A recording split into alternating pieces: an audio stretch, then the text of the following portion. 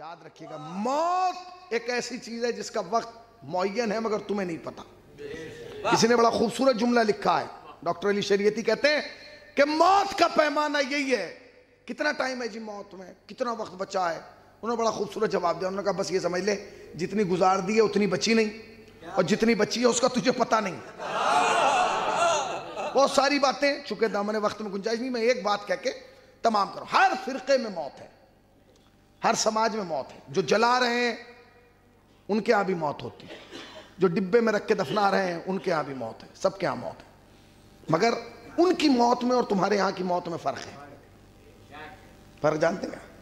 उनके यहां जब मरता है तो फिर मर ही जाता है, तुम्हारे यहां जब मरता है तो मरता नहीं है, उसे जगाया जाता है। कहां बैठे भाई? उनके यहां मरता है तो मर ही जाता है, तुम्हारे यहां मरता है तो जगाया जाता है। आप कहेंगे कैसे जगाया जाता है? उठा के देख लीजिए, कब्र में लिटा के। क्या कहते हो, क्या कहते हो? जरा जोर से बोलो। आखिरी बात, मजलिस तमाम हो। इस्मा, आलम इस्लाम के 73 फिरके हैं, किसी में भी ये नहीं। तुम्हारे यहां लिटा के कहेंगे सुन। अच्छा, दो लफ्ज हैं भाई, इस्मा इफम, इस्मा इफम, इस्मा इफम, इस्मा इफम। सुन समझ, कान सही नहीं होंगे सुन नहीं पाएगा, दिमाग सही नहीं होगा समझ नहीं पाएगा। अच्छा, मुझे सुनाई जाए तिलकीन, मेरा हक है। गदीरी साहब को सुनाई जाए, इनका हक है। डॉक्टर तम्मार को सुनाई जाए, उनका हक है। इनको सुनाई जाए, हक है। साहब को सुनाए, सबको सुनाई जाए, क्योंकि हम सुनते हैं। हमारी कौम में उसे भी सुनाई जाती है जो पैदाइशी गूंगा और बहरा है। पैदाइशी गूंगा बहरा था, उसने किसी की सुनी नहीं, उसे भी सुना रहे हैं। आज तक कोई डॉक्टर पैदा हुआ जो मौलवी साहब के कंधे पे हाथ रख के गए क्या कर रहे हो, पूरी कौम का क्यों मजाक उड़वा रहे हो?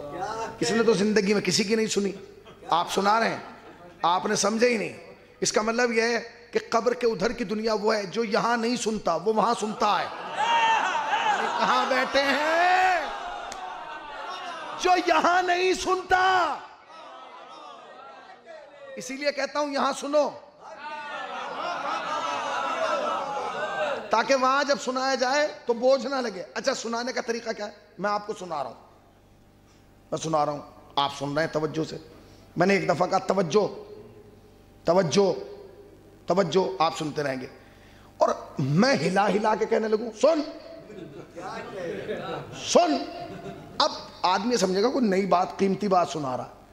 जब उसे सुनाया जा रहा है तो वही जो बचपन से सुन रहा है, जो पहले अम्मा ने सुनाया, फिर मकतब में सुनाया, फिर मौलवी साहब ने सुनाया, फिर मजलिस में सुनाया। कोई नई चीज़ तो सुनाओ इसे, वही सुना रहे हो। अल्लाह ये है, रसूल ये है, तेरा काबा ये है, तेरा किबला ये है, तेरा किताब ये है, तेरा पहला ये है, तेरा दूसरा ये है, तेरा तीसरा ये है, तेरा चौथा ये है, तेरा पांचवा ये है, तेरा छठा ये है, तेरा सातवां ये है, तेरा आठवां ये है, तेरा नवा ये है, तेरा 10वां ये है, तेरा 11वां ये है, तेरा 12वां ये है। यही सुनाया जा रहा है, आपने गौर ही नहीं किया। इसीलिए कहते हैं मजलिसों में आया करो, चौराहों पे खड़े ना रहा करो। इसलिए कि जब मजलिस में आओगे और कब्र में सुनाया जाएगा तो एहसास नहीं होगा कि कब्र में लेटे हो या मजलिस में बैठे हो।